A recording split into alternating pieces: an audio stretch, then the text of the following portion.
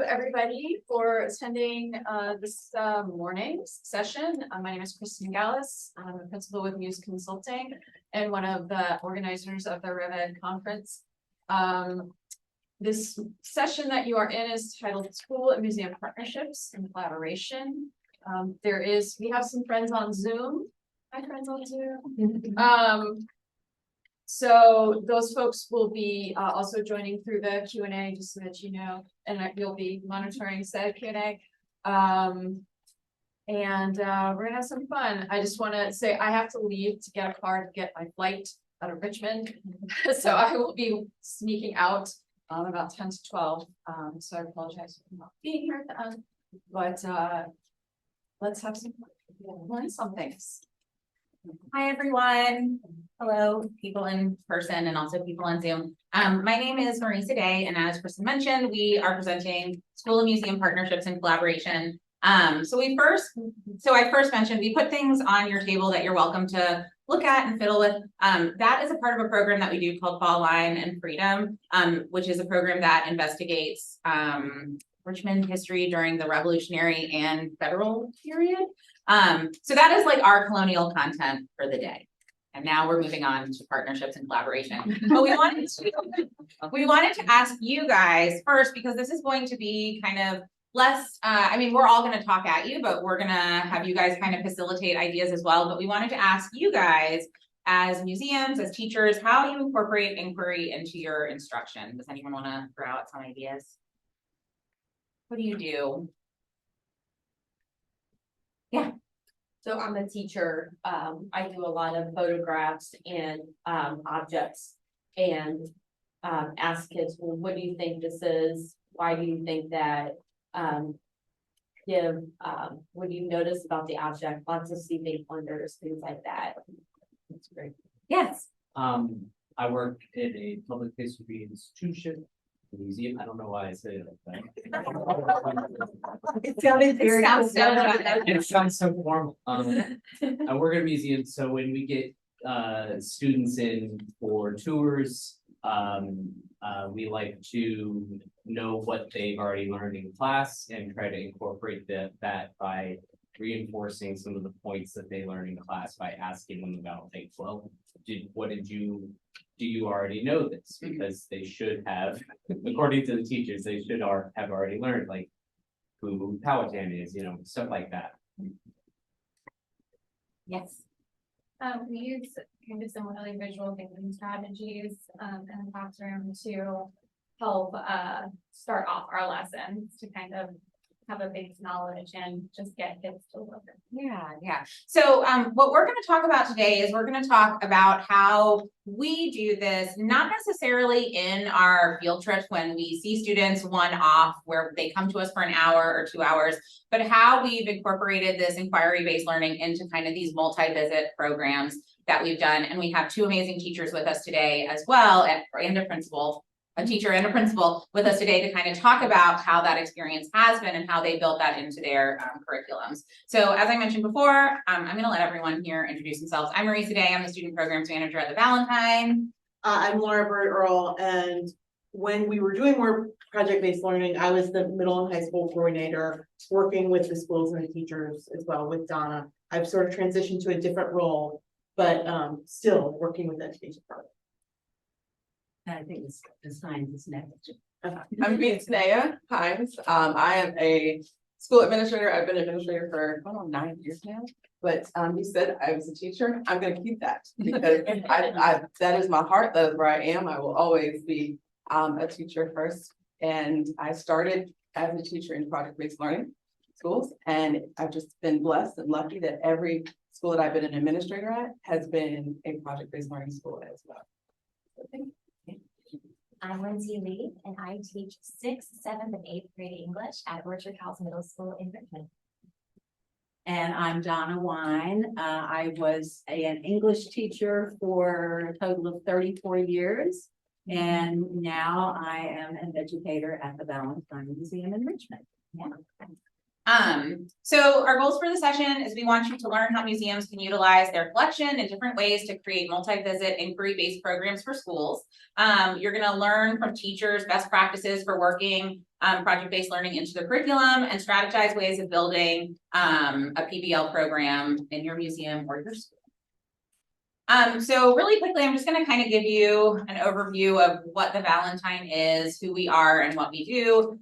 We are a city history museum located in downtown Richmond, Virginia. We are about 3 blocks from the Capitol.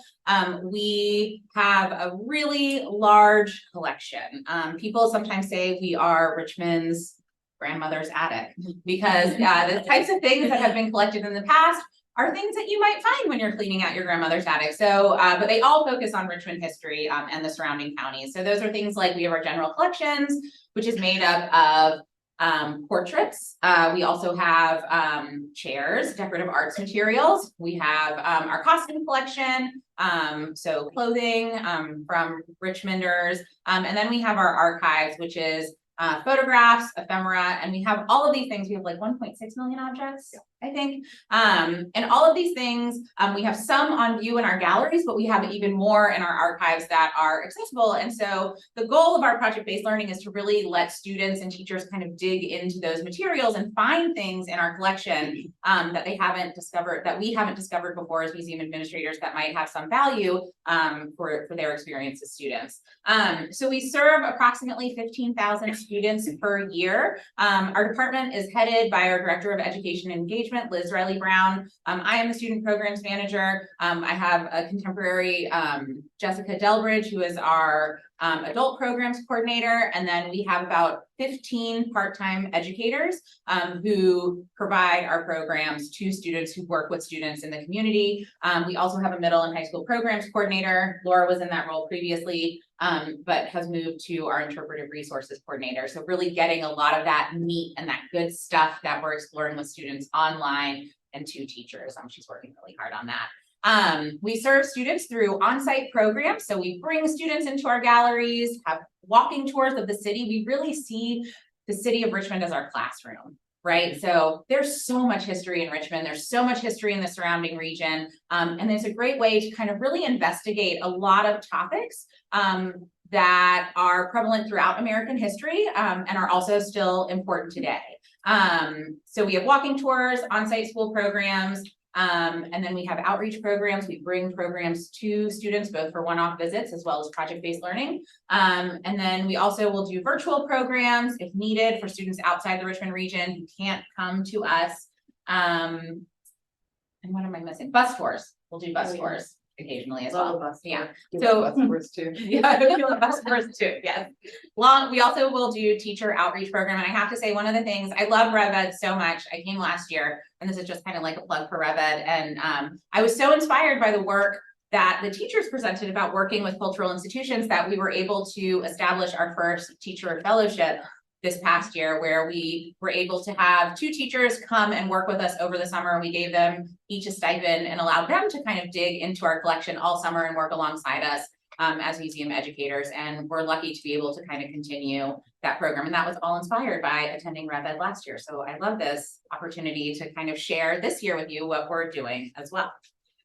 So these are just some pictures of some of the programs we do. This is our virtual program. This is a picture of students in our 1812 Wickham House. So in addition to all of the collections that I described, we also have a historic house attached to our museum. These are students touring the state capitol. This is the Women's Monument. If you haven't been there, it's amazing. It's a great way too for kids to kind of interact face to face with monuments. I think a lot of times monuments are up high and we're kind of looking up, but this is kind of a cool monument for students to kind of engage with. And this is students doing kind of hands-on printmaking lesson in our education space. So I'm going to turn it over to Laura to talk about our project-based learning goals and kind of how we arrived with these projects. So when I started, most of our programming was a lot, particularly for middle and high school, were a lot of slides, right, that we were putting to students, and we had some primary sources in them, but not a ton. And we were trying to use a lot of dialogue-based questioning with them. But then I come from a background of a little bit more, I really like controlled chaos in the classroom. I like to see more activity. And so we started thinking about how we could kind of incorporate project-based learning into that. We'd started originally with something called What Makes a Neighborhood, thinking about community and having students look at their communities. And it sort of evolved into young historians in the field and looking at the projects can look differently. They don't have to be so community involved or so neighborhood involved. But when we were thinking about project-based learning, so one of the things, so provide students with a choice to give them the histories that they want to explore. And that looks a little bit different depending upon what time of year it is. If it's the summer and we're working with the Boys and Girls Club, it can be loosey-goosey, right? So that might mean that we say to the kids, okay, what do you want to explore about the city or history or anything really? History of ice cream. Yeah, we Let me ended add up with tours of the history of ice cream in Richmond, or the history of music venues, or murals, you know, so lots of different ideas there.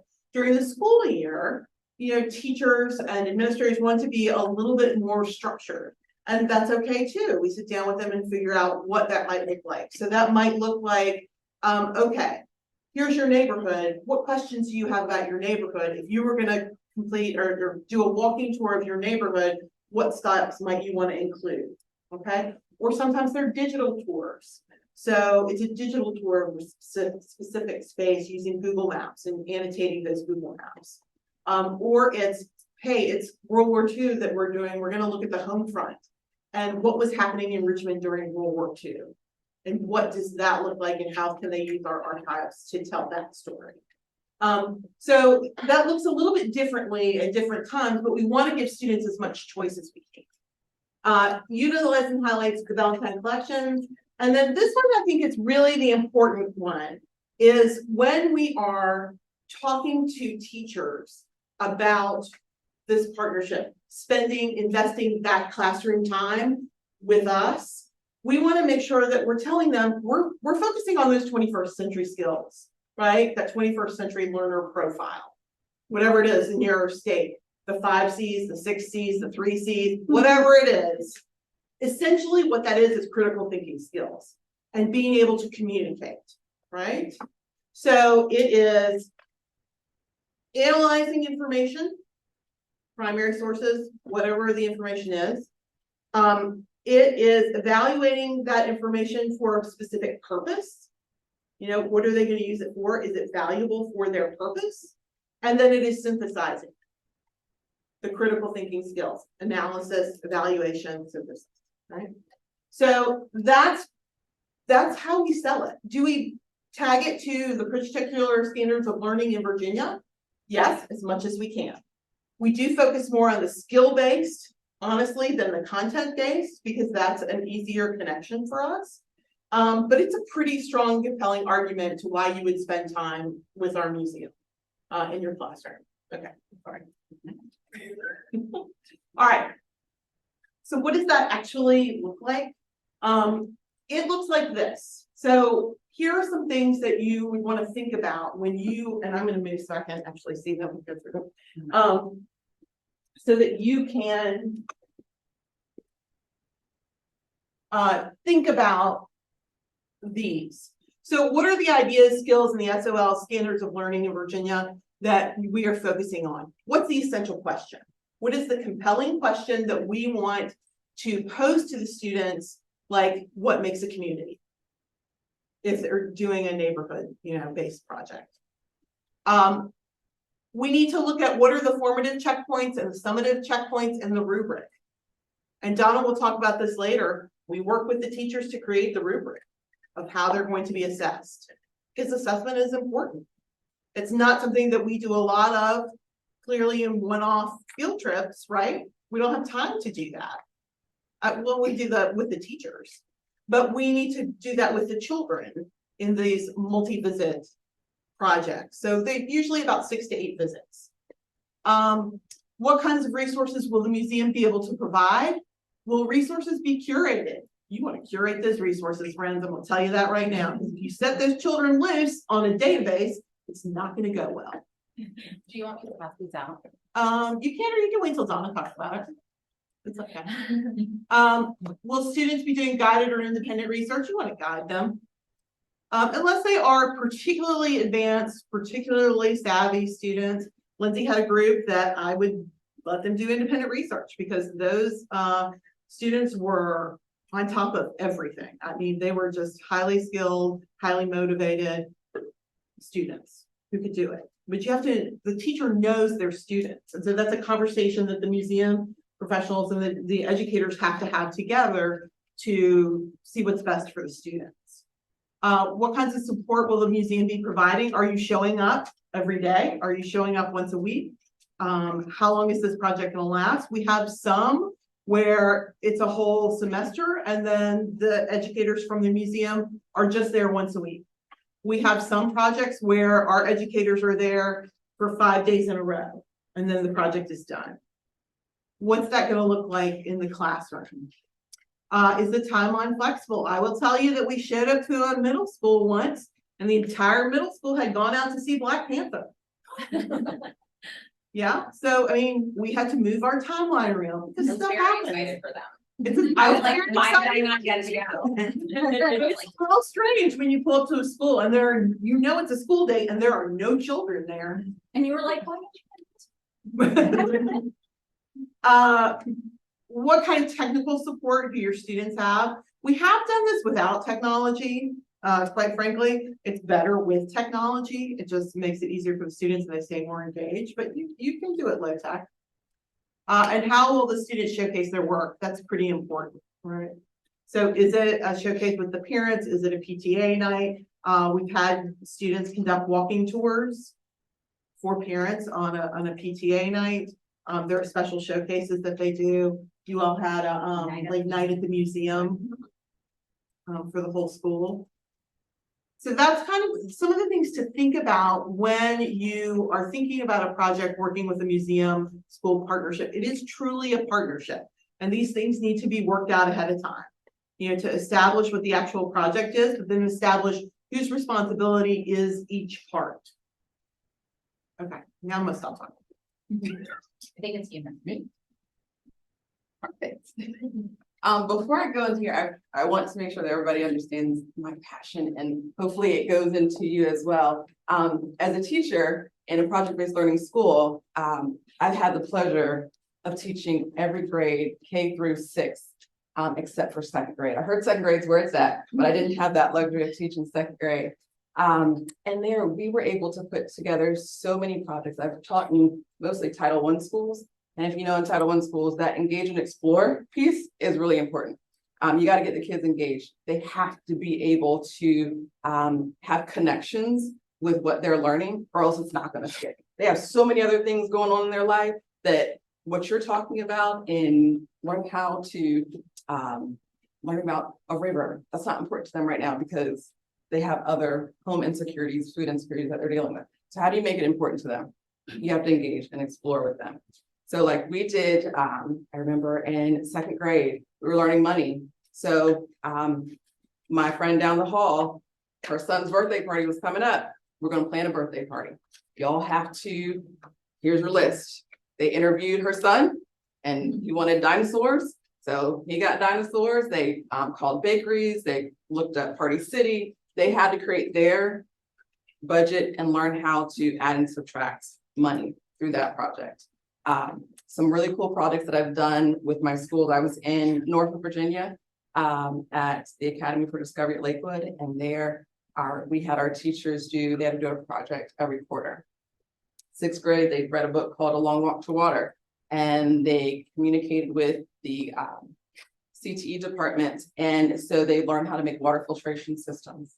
They connected and did fundraisers on they did a dance-a-thon so they can send money over to Sudan, which is where the book is originated from. And with that, the money that they sent, they actually built a well in there. So the well there has Academy for Discovery Lakewood on it. But with that, they're learning through the book. They're learning their SOL skills. They're also getting some CT stuff involved in there. Next year, there's a problem. Okay. The well had an infestation of mosquitoes. So now they're investigating the problem. What can we do to you know, make it still efficient for them to come get water from this well, but not be attacked by mosquitoes. They learned that lemon, like the rinds of lemon, the oils in it help repel mosquitoes. So they raised money that year and they sent over just the buds of lemon trees that could be planted and sustained in that area. So that right there is engaging, one, because they have the community involved in, they're able to do that. They're doing something because a lot of community, the Valentine and a lot of our community resources are pouring into our schools. So they're having that chance that, hey, I can give back too. So that was a way to engage them. But my school that I'm at now, Bellevue Elementary in Richmond, we are like in the best hot place in Richmond. We're located on the east end and right in Church Hill, Shockoe Bottom area. And Bellevue Elementary is on a historic site, the land of Elizabeth Van Loo and the birthplace of Maggie Lena Walker. And if you look out my office window across the street, there's St. John's Church where Patrick Henry did that speech. And if you go down the hill just a little bit, there's Lumpkins Jail. Like, I mean, it's everywhere. If you look off the playground, you're gonna see the James River, where lots of history is. So right here at Bellevue, yeah, it's where it's at. It's nicknamed the Castle on the Hill. Let me read my mission real quick, because I think that's important. The mission that was just established, this was like within the last 3 years, was that we'll engage all students in STEAM, a student-centered, project-based instructional model that integrates science, technology, and arts and math. And this allows students to have that dialogue, that creative critical thinking that Laura taught about, that problem solving. So that's what, and also to bring their learning outside the classroom. We don't want it to stay in. We don't want them to leave science and leave the science in.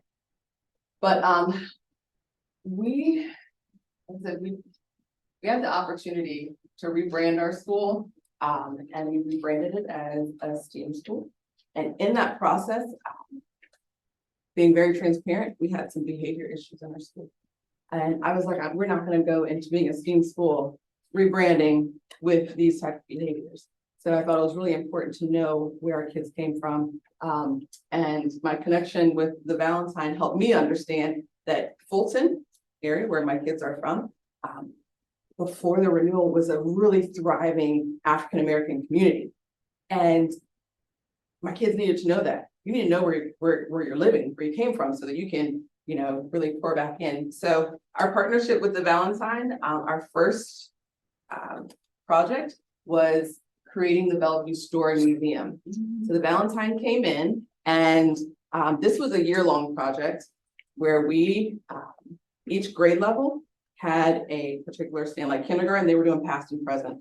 What was the past life in Richmond and what is it looking like now? They talked with clothing. The Valentine brought through chests.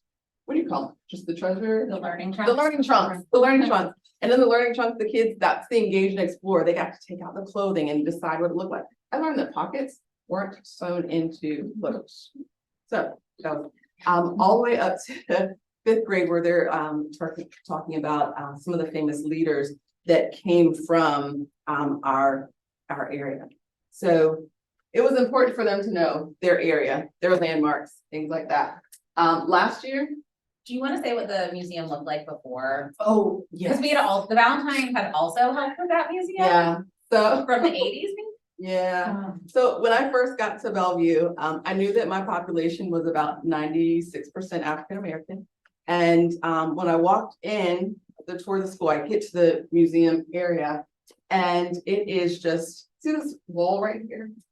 That whole wall was an enlarged picture of a schoolhouse with all white children sitting there. And I'm like, huh, this is not a representation of the school. So how do we work together to make it so that, again, they understand the story and the full story of Bellevue and its community. So thank you for reminding. Now, I went through a lot to get that down.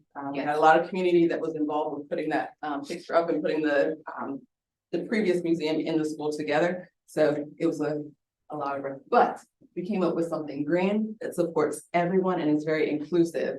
I wish you could see the whole thing, but the second year, last year, we did a half year program where the students were able to add some exhibits from the actual Valentine. They went to the Valentine, saw exhibits, and were able to recreate those exhibits in our school museum. Because the first year we worked together, we weren't able to do field trips, like RPS. Right, it was, So it was us going in, yeah, and it was great, like having the museum actually come into the school.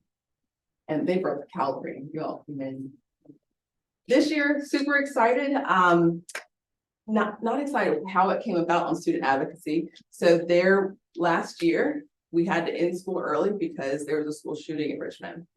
And kids were really upset, teachers were really upset that this happened. We're ending school early again. They felt like they had a little bit of PTSD because we ended school early with COVID. So a lot of them were like, this is not right. We are being the ripple effect of the school shooting, having to close everything down was awful. So I said, well, do something about it. So we came up with student advocacy this year.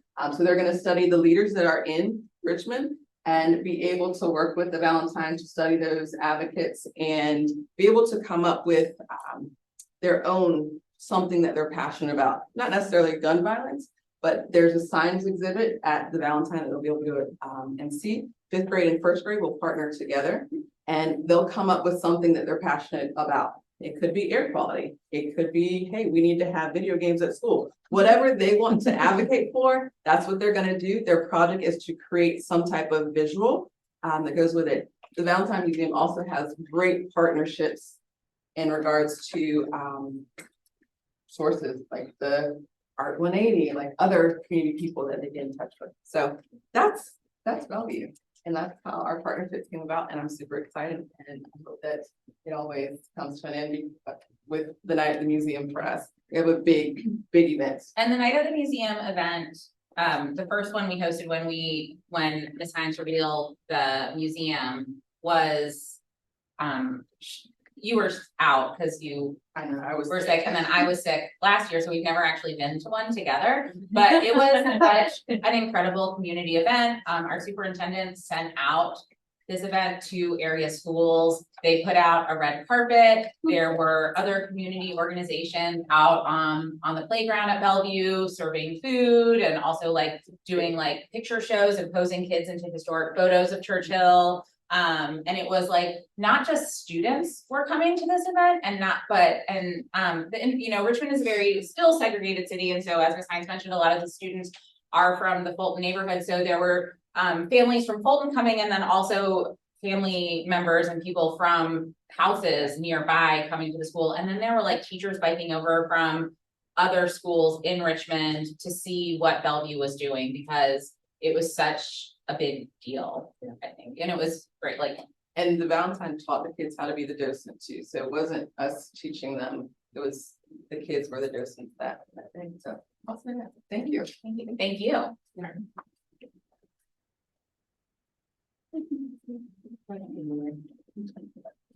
I am Lindsey, Leeth, and Ms. Hines has an amazing school and amazing projects, so I will try and follow behind her. Luckily, mine is very different. I work at a middle school, and what I've been doing is subject specific. I'm an English teacher. I'll tell you a little bit about my school. Orchard House Middle School is in Richmond. If you're familiar with Richmond, it's in the Fan area on Allen and Monument. And that will play a role in one of our projects. It is education for girls in grades 5 through 8. So middle school does include the 5th grade. We have 81 students across those 4 grades, about 20 girls in each grade. It was founded in 1998, and this is our 25th anniversary, which also will play a role in one of our upcoming projects with the Valentine. Our mission is to educate and inspire middle school girls in a responsive, academically engaging community that fosters each girl's intellectual curiosity, social responsibility, emotional integrity, and physical well-being. So these two things right here, intellectual curiosity and social responsibility, play into my class's collaboration with the Valentine. Okay, so this is my 4th year teaching at Orchard House, but I've been teaching for about 20 years, and I came from high school. when I came to Orchard House, I kept thinking about my high school students and thinking about how high school students didn't really read for pleasure. So when I came into middle school, my goal with my middle school students overall was to make sure that they, were reading for pleasure and for joy, so that they became high school students who read for pleasure, who then became adults who read for pleasure. So I will get to that in a minute, but also like the Valentine, one of their things is they use the city as their classroom. And that is what Orchard House does as well. We are located, we're a walkable school. We can walk to many museums in Richmond and other locations, and we use that. And so when I came to Orchard House right in the height of COVID.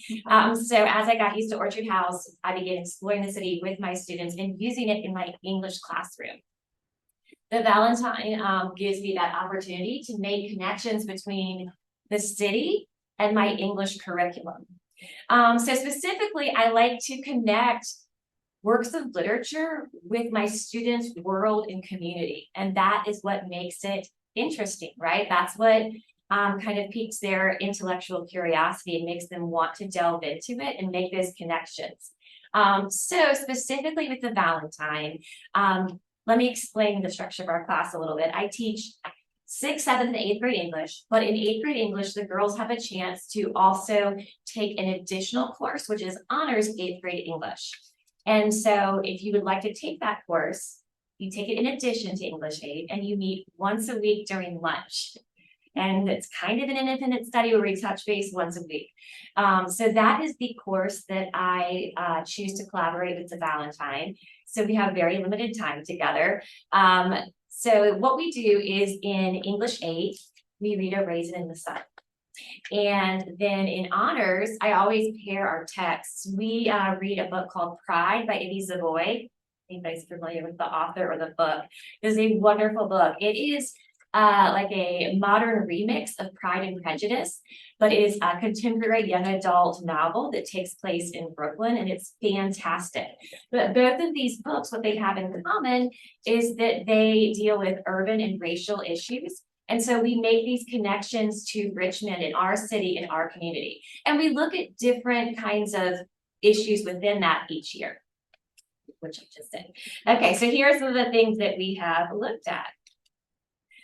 My first year, like I said, it was the height of COVID. So we went outdoors, and Donna, with us through Zoom, right? That's right. So you don't have to be in Richmond to work with the Valentine. We met through Zoom, and the girls created, in honors English, I get about 10 students out of my 20 or so will take honors English. That year was my first year, and we had 3 girls. So we had 3 girls in this course, and they created together a Google Map walking tour of the area around our school. And we looked at what is located in this community around our school that we see every day and you don't know about. What's interesting is that our girls come from all over, not just that area of Richmond around the school. So many of them lived out in the suburbs and had no idea what was around our school. And so they went out, we walked the area around our school, we found interesting spots, whether it was a little dive restaurant that used to be a historic home for somebody, or it was a church that had history behind it. They found interesting spots and they did the research behind it, and they created a walking tour through Google Maps that could that actually during that time our PE classes followed that loop. They went out and took the little tour and followed that loop. And then what we did is the girls presented it. I think that our faculty came in and watched the presentation. We also had it on Zoom because we always want our students to have an audience for their presentation to see their work. The next year, we studied green spaces in urban areas, and this goes along with where our school is located. Our school, I used to know the exact number of yards because I counted it one day. It's about 500 yards from where the Robert E. Lee Monument used to be in the circle on Monument Avenue. And so we wanted to look at specifically that circle because our school went through all of the ups and downs of that transition of taking down the monument. We would have to close down school because people with guns were walking around in front of our school. So we went through all of that. So these girls researched the history of that space, the present day of that space, and the future of that space, to see who has access or ownership to green spaces in urban areas and why. It was really interesting to look at how it was American land and then how it was divvied up to the beautiful homes that are there now and that little circle there, and then what it was going to become and why. They created a video, and you're going to be able to see a clip of it. The video is about 27 minutes long. You'll see a small clip of it, but the research skills that these girls gained as a middle school teacher, I think that is the most rewarding thing that comes from this collaboration. These are 8th grade girls who are seeking out interviews. They are emailing people. They are calling people on the phone. I mean, if you know 13-year-old girls, they can be really self-conscious, and they're like, Miss Leeth, how do I make this phone call? I mean, you get on the phone, you tell them, what your project is, and they are getting on the phone and calling people. And then they create a list of questions, and they're interviewing people like, you had the whole list. Princess Blanding, who ran for governor after her brother was killed in police violence, and actually the Leeth Circle was renamed Marcus David Peters Circle after him. They interviewed a local rapper named Black Liquid. They interviewed the director of our museum and one of our curators. They interviewed somebody's grandparents. It was really quite incredible. Yeah, so these are 13-year-old girls who have interview skills in 8th grade. And they're going to Monkey Tribe. I'm sorry, that one's good. Yeah. That was really good. Yeah, and they're taking that into high school and then in college. They already have these skills. So you'll see a clip of that fantastic video. And then last year, the girls, because we are a private school, some of them have been in public schools, some of them have always been in a private school. They looked at the differences and similarities between public and private schooling in our city. And they researched 2 public schools in Richmond and 2 private schools in Richmond and thought about what they have in common and what is different between them and why. And they created a podcast series. So there was, back to the year 2. This group got to present their video in front of their parents, students, Valentine staff, and teachers. We did a presentation day. So there is that public audience. And then the podcast series, it was a 6-part podcast series with an introductory episode, 1 episode on each school. And then we had them speak the concluding episode because we did bring parents in and we wanted the parents to hear the girls speak rather than just listen the whole time. So it was a 6-series podcast.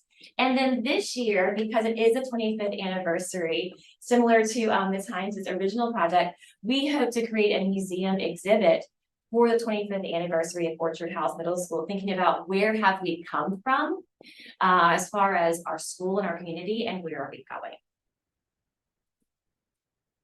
And I believe this is the clip. Yeah, go ahead and play it. So this is part of the video that the girls produced.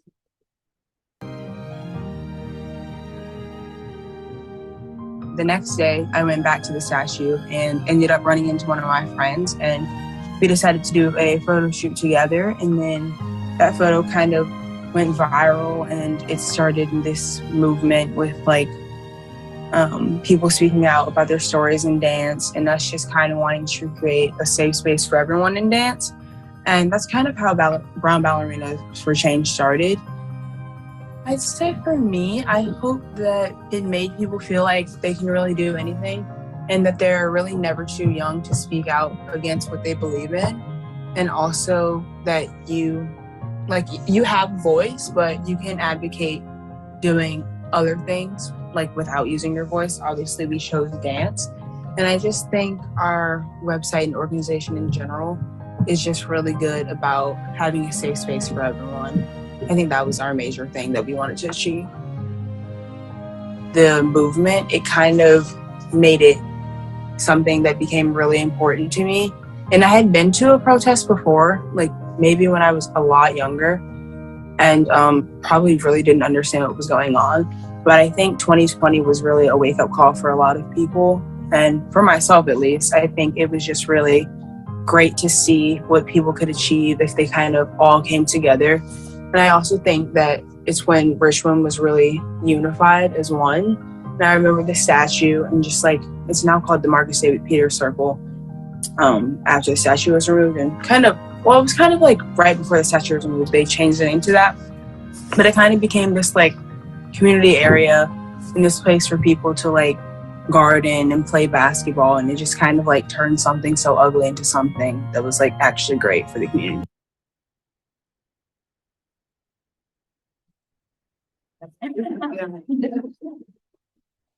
Oh, do you want to talk about? So Donna is here because she has worked with both of these schools on project-based learning. So if you want, we were just going to kind of show you some more pictures of what we did at Bellevue. So I want to just so there's another image of the museum in the top right. The top part is a timeline of the history of the region, starting with the use of the river, which is very close to Bellevue, by the indigenous communities, and kind of going into present. Mrs. Hines' picture is on the wall as the present part of the timeline. And then each of those small little sections are where each grade kind of delved into a different part of Bellevue history. And I just want to add that our director is like obsessed with Bellevue, one, because he lives right next door to the school, but also it really is just kind of like, I really want to emphasize that like the school district in itself, like all of Richmond history can kind of be tracked through that school district, right? So the border of the school district, of Bellevue School District,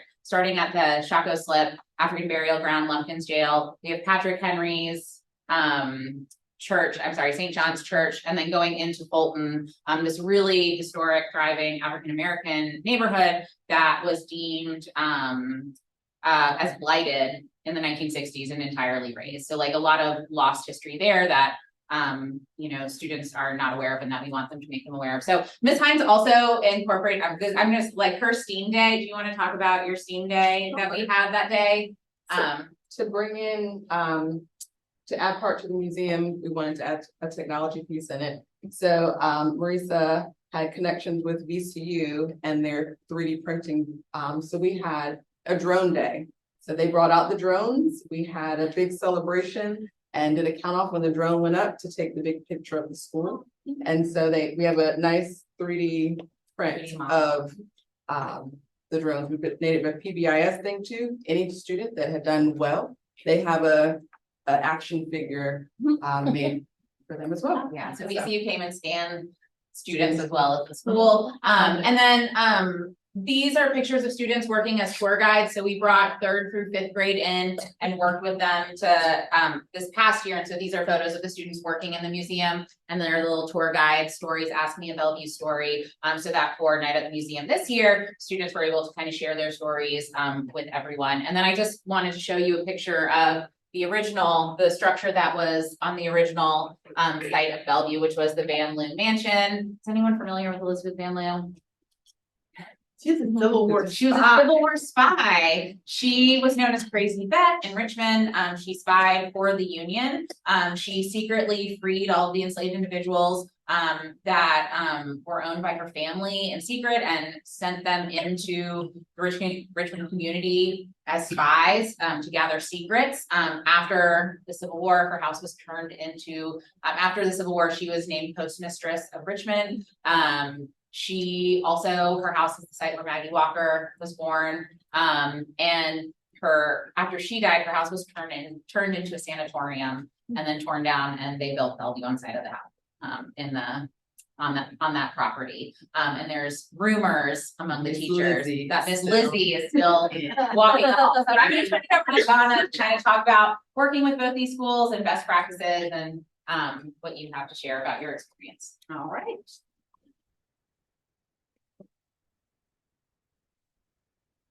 Yes, so I had the pleasure of being able to work with both Bellevue and Orchard House, as well as PBL partnerships with other schools as well.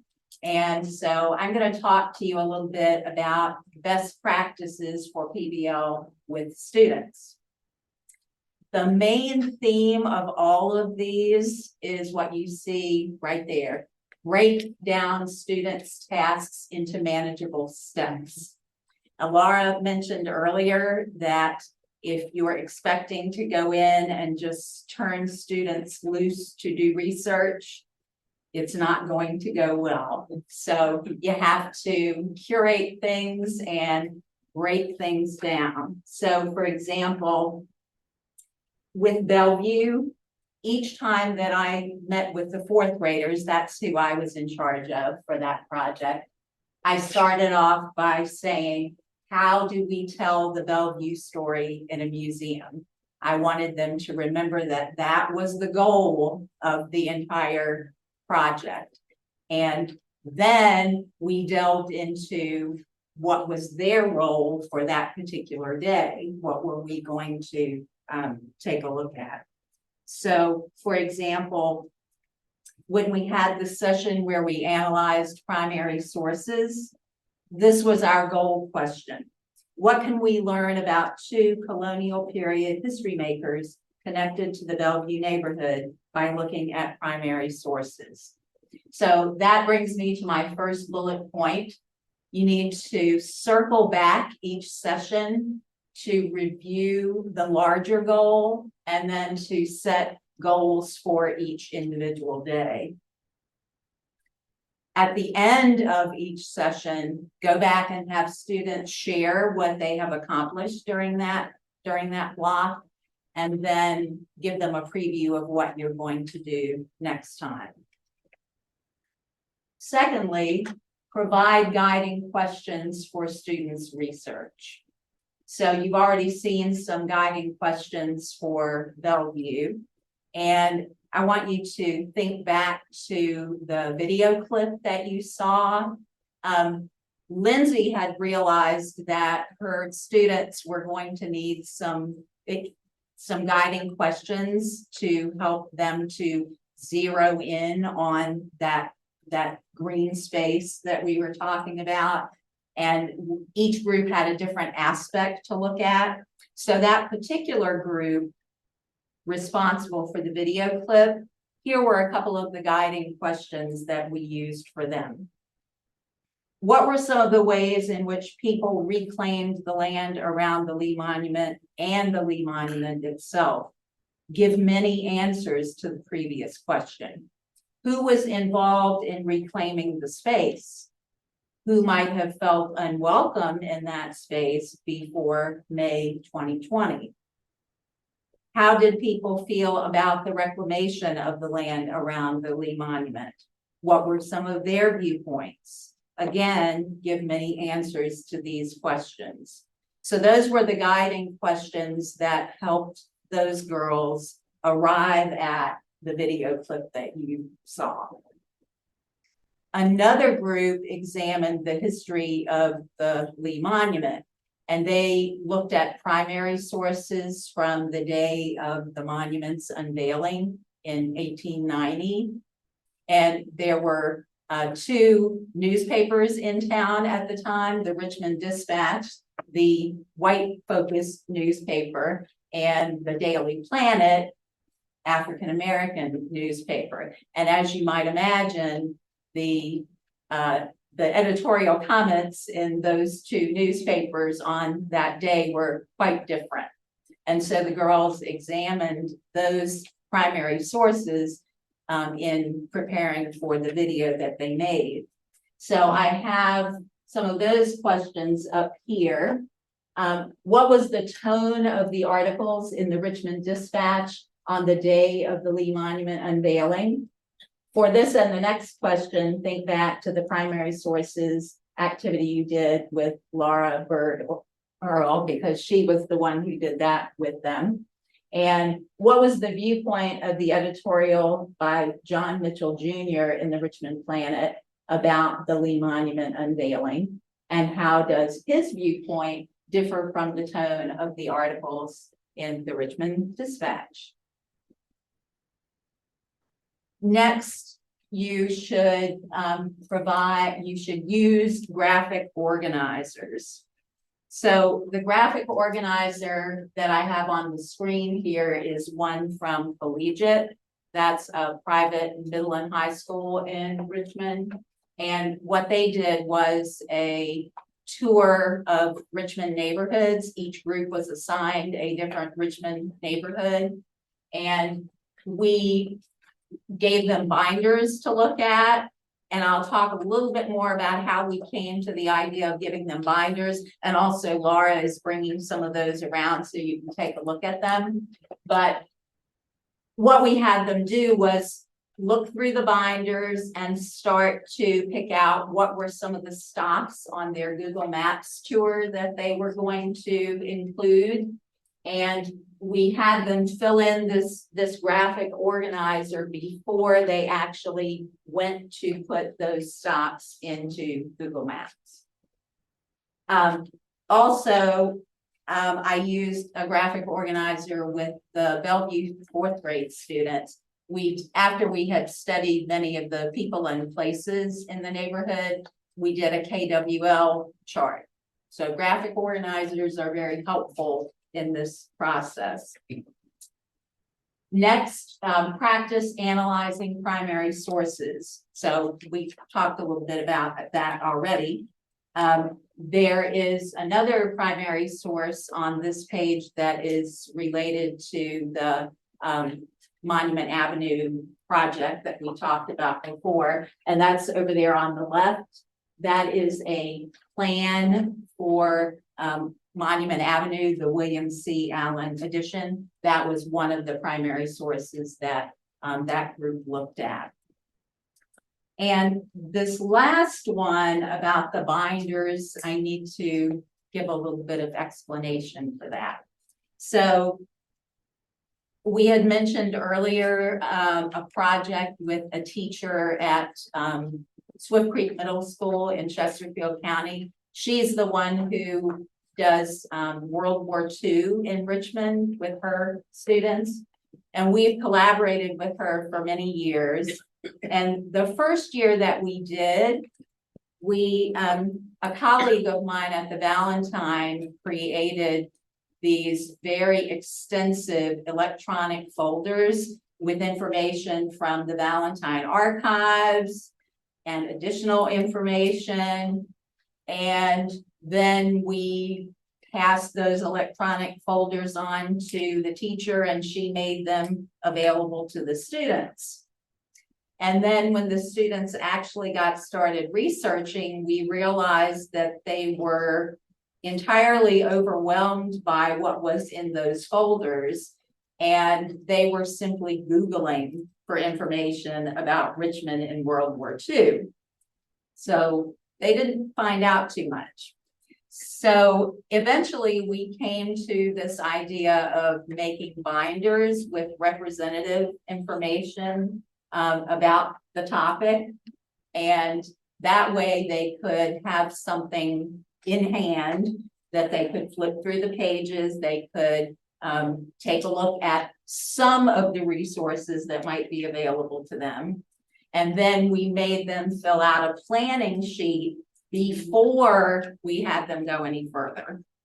So we found that that has worked a whole lot better to not overwhelm them with so much information at once.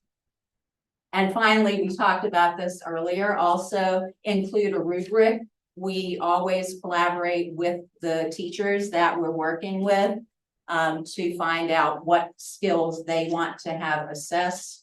This is helpful for the students because they know exactly what's expected of them up front.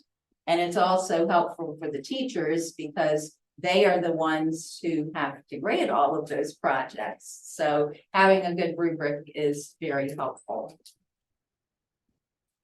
And this was trial by error, Yeah. Yes, right? yes, Like, this was over the period of several Yeah. years that we finally came to this. the first Yeah. year they were putting in churches in Richmond, California.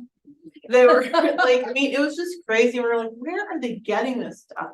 And we realized that they don't use the same kind of folder system that we use. They don't think like adults, but they're not. And so it was much easier to create this curated notebook for them as a jumping off place to get them going in the right direction. And then at the end of each session, we always say, okay, what did you accomplish today? What questions do you have? What more information can we bring to you? Or what questions do you have that still need to be answered? Right. And it was only later that we provided them with access to the electronic folders. And those folders may have had additional information that was not necessarily in the binders. And with some groups, with the collegiate group, for example, we told them about searching on the Valentine's database, and they actually had some success doing that too. But that was a step that was much further along in the process. We did not go over that at the beginning. So that's very important. Donna, I also want to point out, Yes. With all of this structure organization that you all create for teachers, I'm also so impressed with the differentiation that you all provide for us, because I mean, you heard about how they work with elementary schools and then middle schools, and then within my classes, I will communicate with Donna and say like, well, this year I have a really strong motivated group of 10 students. Let's give them something challenging. Or like this year coming up, I told Donna, I'm like, this year I have a group of, they're not as like strong as last year's, but they're more creative. So let's think of something that can put their creative talents to use. So they also can help us differentiate in those areas, which is so fantastic about project-based learning. Right. And you, over the course of this presentation, you've also learned about the variety of things that we do. And again, that comes from collaborating with the teachers to find out what they want their students to get out of it. And we kind of call it an overreaching umbrella of young historians in the field. Within young historians in the field, you have several options. You can do digital walking tours, you can create a museum exhibit, you can do kind of a documentary style video, or, you know, come up with your own idea and we'll see how we can work that out. So we have those options and we build a structure to deliver those options, but that structure is incredibly flexible so that we can work with the teacher for their particular needs and their particular students. I was just gonna add that young historians in the field is kind of like our one-off outside of our general field trip opportunities, right? So it doesn't have to be like with elementary students, it doesn't have to be as extensive as what we described at Bellevue. Like this year, we've been reached out to Swans Earle Elementary, which is another very like one of the first schools in RPS, and it's a 5th grade class, and they just want us to visit twice and have students analyze old photographs from our collection of Swansboro and what it looked like. So it's like a very, you know, so it just really is kind of like our overarching umbrella for like these one-off programs that are like a little bit more engaging than a just one-time field trip or a one-time drop your trunk off, one-time outreach program. Okay. Now we have activity. That's right. So we mentioned as a best practice graphic organizers, you get to do one now. And it also has all of our email addresses on it. So if you have any questions after our session, you can reach out to all of them. So as you're receiving the graphic organizers, you'll see that there's a front and a back. And what we want you to do is to think about how to incorporate PBL into your classroom. Or if you're a museum professional, think about what can you offer to students that you might have at your museum. So there are a bunch of different ways to engage with this graphic organizer. It's not something that you need to fill out every single box, but rather you need to plan based on something that makes sense to you. So for example, you could approach this from an essential question that you want your students to explore. You could approach it from how could a museum help you to achieve the instructional goals that you have for your students.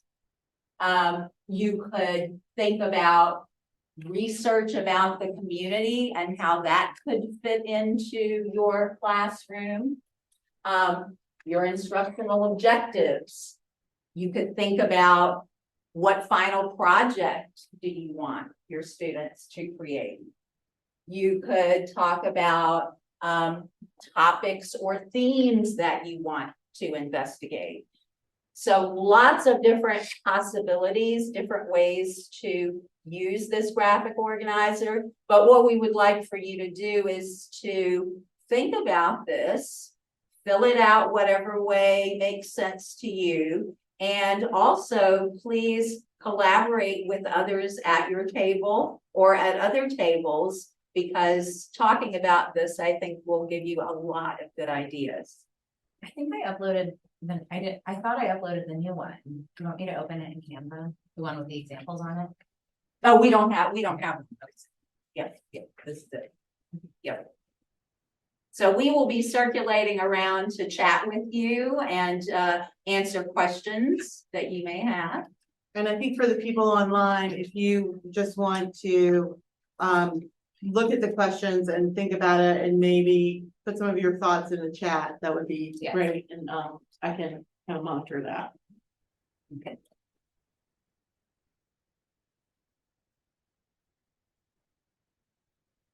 Okay,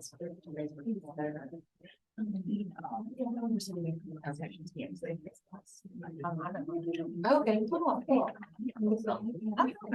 Are you open? I'm also in charge. But But I work on Virginia's things. Have you guys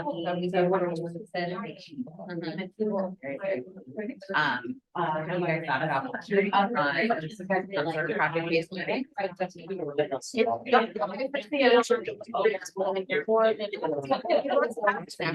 We actually have.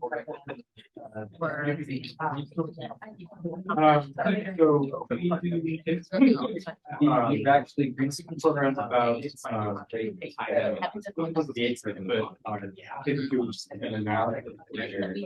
yeah, I mean,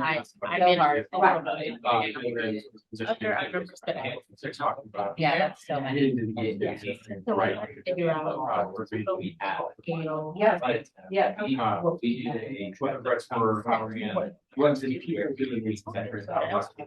Materials so that students get high school. Cities were made in there. Valentine also, I left it out, we also have this freedom center. Where if you ever wanted to do freedom, and if you wanted to part of it. Whatever. Right. And so I don't know, like, stuff. Yeah. Right. Recruiting somebody who's our top is Yeah.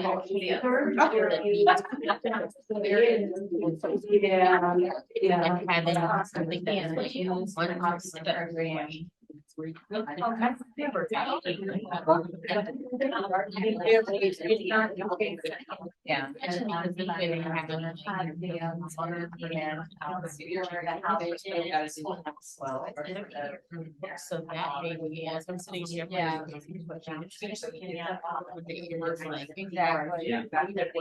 Yeah, we looked at that a lot. What question you had, how or what based on.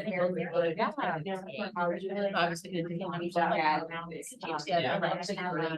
like these are all pieces of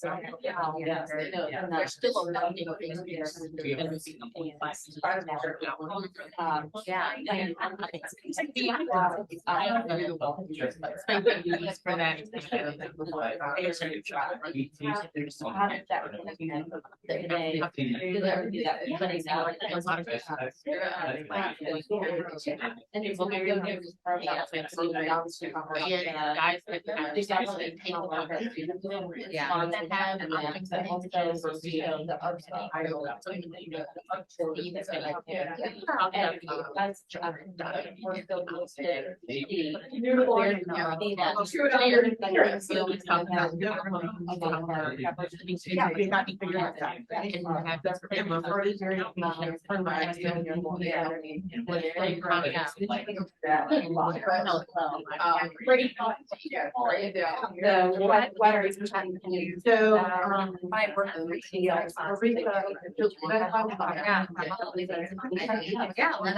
are finally reopening. We've been under construction the last year. And we are reopening. Our gallery space is open. So do you need to In addition, in 2024, we're gonna be opening our Valentine's Day. Our Valentine was our second direct from the created. So we are reopening that space. Reopening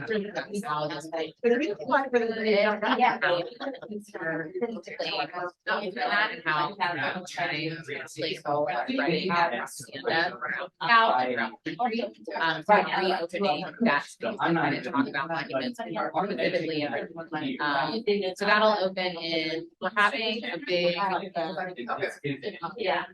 email, and we're having a big open house in December. I know I am so terrible. I have hard, and I never really. It's the first time. But it's usually, but my email says I'm not emailing. We're gonna have a educator and kind of like museum professional, review of that space in the museum space. It's gonna be in December. That's December. If you guys want to come, you can come and see the space is big enough. It'll have to fit like your needs for hosting. And then you get to see like the studio space and see how we recreated it. It's gonna be very really different. So like the School Studio was like off to the side of us. It's like the artist over there, like these are all the things that I've mounted, putting in trim and projecting projections and talking a lot about subjects that he created, how he was graduated with the philosophy that how people feel the way they feel about balance. It's not even growing out. So I'm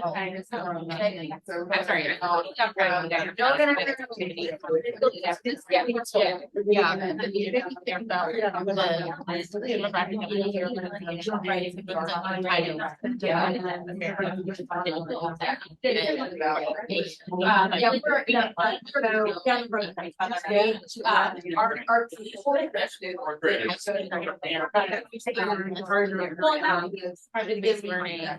Opportunity for Monticello to learn about,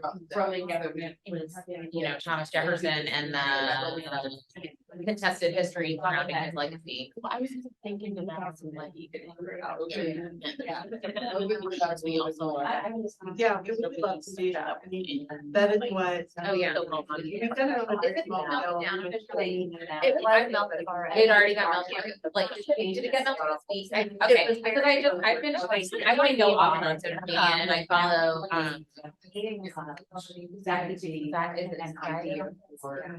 the activist, she's at UVA.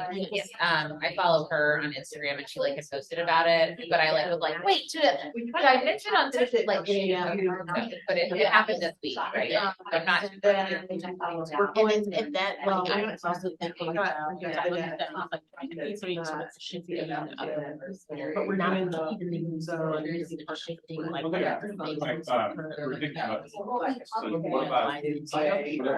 Yeah, that would be. Well, because we're immersion. You know what? I'm going to. So that is on there. But for that, but then they just threw on saying, when you. But one thing that I also think there's thinking about Thomas Jefferson legacy and how that. All that stuff was happening all at once and like Edward Valentine folded Thomas Jefferson like during that same period, you know, like and like really latched on to those ideals of those revolutionary leaders, like right. So I always wonder if there's like an opportunity to talk about how the legacy of Thomas Jefferson really like fed into a lot of those lost cause propaganda as well. Well,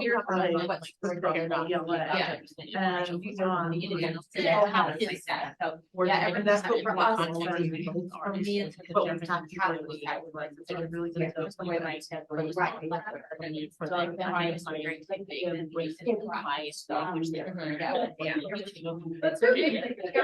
Especially with the architect who did there, because that's like. But yes, I.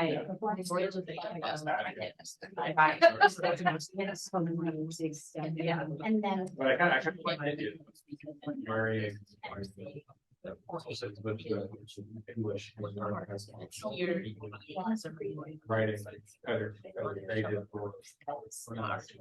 About like objects. Yeah. Looking at. That's what I. And yeah, because especially when it comes to the in places where there's. They were, you know, that crowds of these on the list, so I think but now it should be.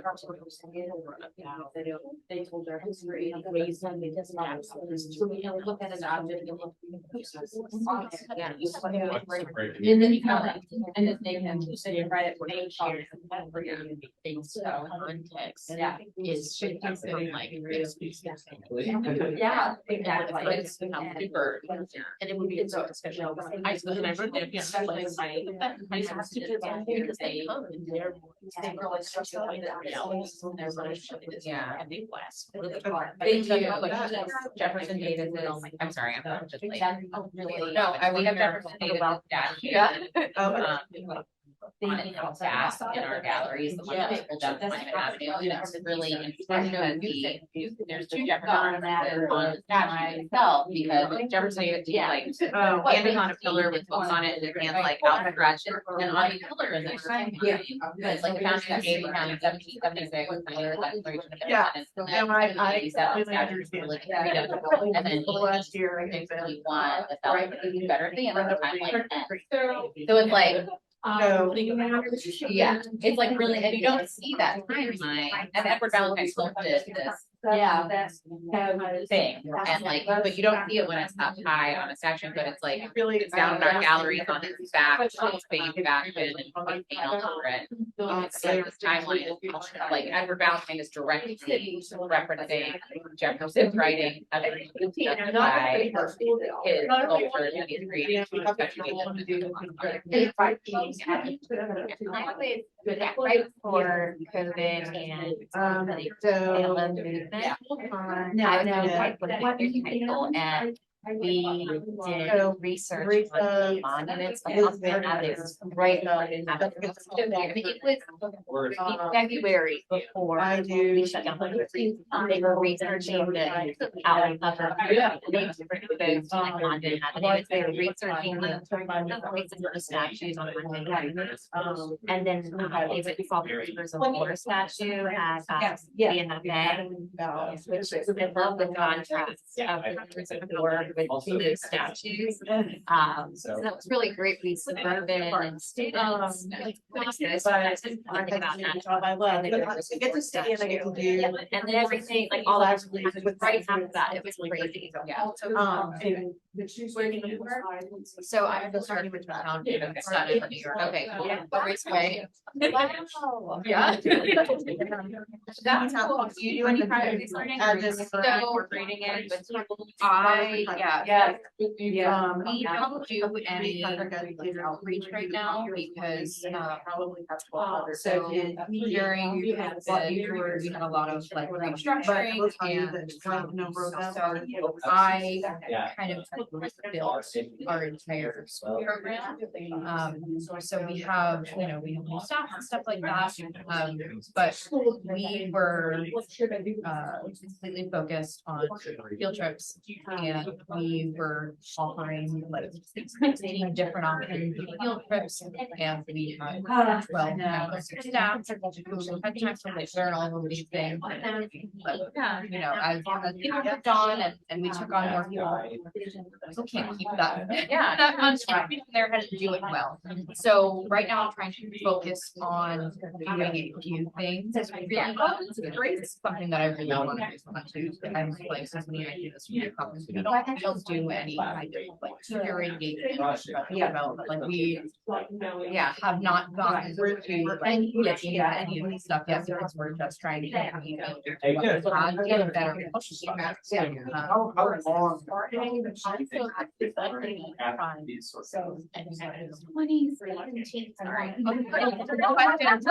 I can tell you that if they ask, sorry. Okay, we started in 2017. We started working with Binford. Do you guys sorry, we started in 2017 working with Binford and Dogwood.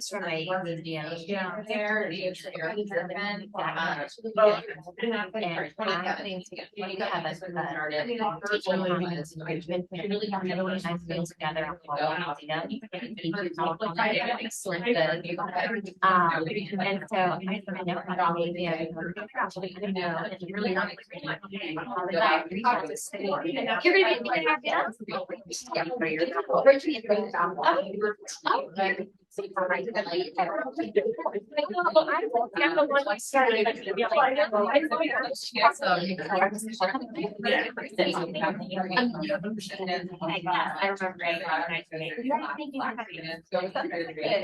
Okay, so we had like about a dozen grandfather, not building it. Right. Yeah, and I started doing it in 2017. So I'm responsible for, we started working at elementary during COVID.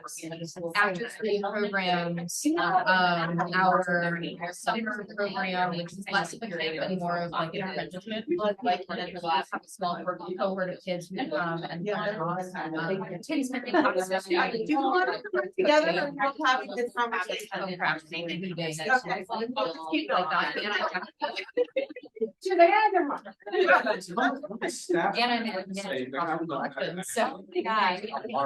I'm the vendor, I'm the, so I like, doing all of the things and having big dreams and like, okay, how can I take a manageable amount of this?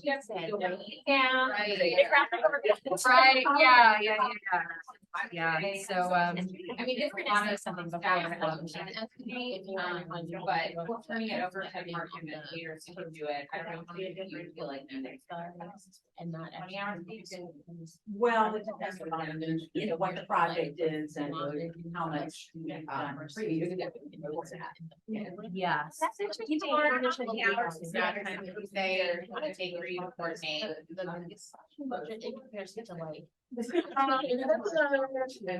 type of project, it depends on what kind of resources we have to create before next Friday, right? So. Somebody has done similar to something else. Yeah, like these binders that we have. Probably how. That you are money in a huge team. Yeah. I want to take the teacher things and Yes, right, yes. and but I have an additional colleagues now, they have their own and all of them have right. If I were a solution, I would look for funding. So, and I got humanities, like ours was hiring for 300,000 people a year. Yeah, just do the population. That's what I figured about. And they want you to do like, yeah, and that would be. Yeah, definitely. Really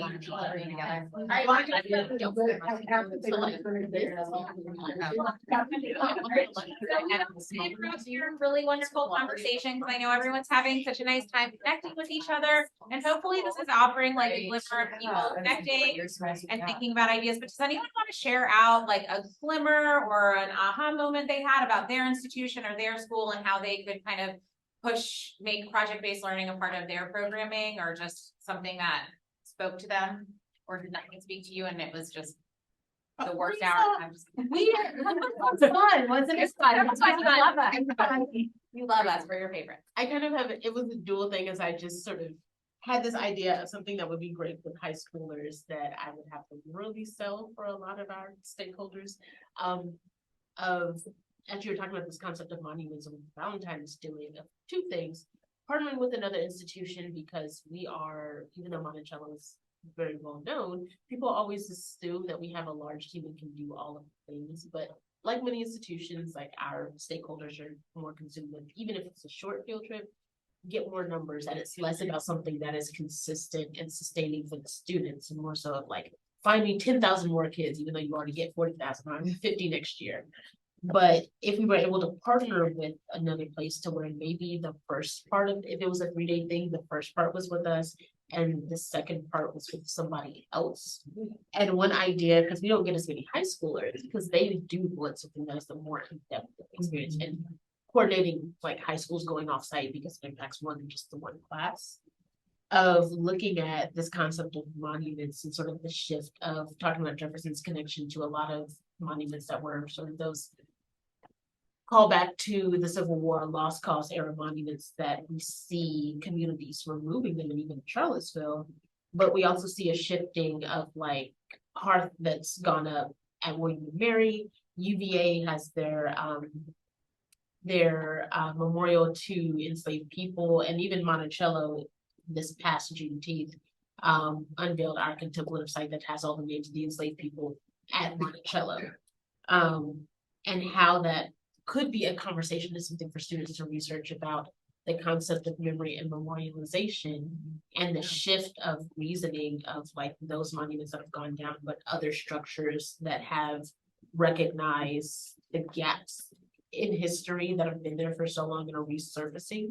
That narrative is part and on level with all of these other sort of important pieces of history, that we sort of have this collective understanding of all of these things are important. And partnering with somebody else who may have a different lens, like I know you all have, talking about the sculpture studio and all the wonderful work that you all are going to be doing. Excited to come see that in December. But that could be a way, and not you all specifically, but even somebody else who has a tie to that and has documents, because we could talk about Jefferson's dual legacy of, people will say like, author of Liberty, he wrote The Slavery Was Wrong. It's like, but have you read Notes on the State of Virginia and what he wrote about the people who were in the system of slavery? That is where Jefferson's legacy has been used for a multitude of different things that were both sort of pro-slavery and anti-slavery, like decades after he's passed, and how that ties into everything. So I think it would be really cool to have them looking at memorialization and public memory through a historic site, through an educational institution like UVA, and then the community of Charlottesville. Yeah. Like if they could do those three things, I mean, I think you could get a bunch of people around you in high school situations to buy that, because it's research, they can do their own writing. So it's really more pulling from the skills in the SOLs than it is from the content. Yeah. But I mean, I think that's a good sell. And we also had talked about, it's not just historical literacy that you're working for, you're looking at literacy, the big literacy. Yeah. You know, so talking to the English people. I also think you bring up a good point that I think a lot of institutions struggle with, where we have this administration and these directors who really want us to hit these very large numbers, right? And what we're doing with PBL at the Valentine is we're pushing back against that, and we're focusing on qualitative learning. And we're very lucky to have a director who at first is like, yes, I want to serve, this many students, but then you bring him to Mrs. Hines, Principal Hines' night at the museum, and he sees all of these children engaging with history, and he's like, keep it going. I don't care, if it's like that many students. And so we pushed back a lot about that. And I think much thanks to Liz, our director. She needs to call me Elaine.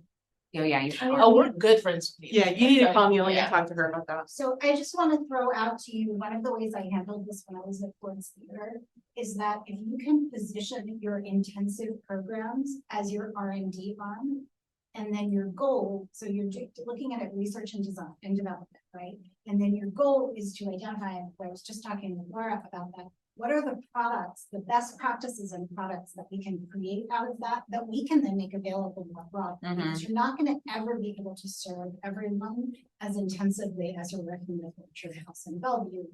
And that Orchard House and Bellevue are very close by, so there's a good reason to do more intensive work with them. But you can improve your product and improve your practice over time so that you can create like a toolkit for a professional, for a PBI. Absolutely. And I have to say, like the work we do with Bellevue, for example, that Donna did working with fourth grade informed the program that you see on your table, because Bellevue has the story. Gabriel's legacy is one of the stories we focused on. Gabriel, who was an enslaved blacksmith who led a large scale rebellion, is believed to be buried in the African burial grounds, and Patrick Henry, looking at those two individuals, having fourth grade students that year juxtapose those two individuals and their ideas of freedom. Like, and those are fourth graders thinking about freedom and what freedom meant to these two individuals and how they were positioned differently in this system, led us to create a field trip about the Fall Line City and freedom. And it was totally built out of this relationship we had with Bellevue and what Donna did with the students and investigating those two people